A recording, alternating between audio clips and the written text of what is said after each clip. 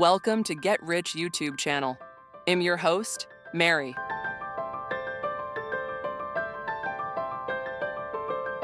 Cryptocurrency. It's one of the most talked about innovations of our time. But what is it really? Today, I'll break it down for you in simple terms. At its core, cryptocurrency is a digital or virtual form of money.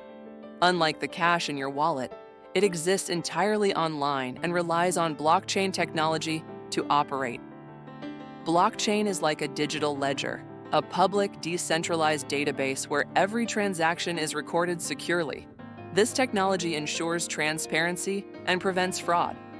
There are thousands of cryptocurrencies, but the most famous one is Bitcoin, created in 2009 by an anonymous person or group called Satoshi Nakamoto. Bitcoin introduced the idea of mining, where powerful computers solve complex puzzles to validate transactions and create new coins. Unlike traditional currencies, cryptocurrencies are not controlled by any central authority, like a bank or government, which makes them decentralized. Now you know the basics of cryptocurrency.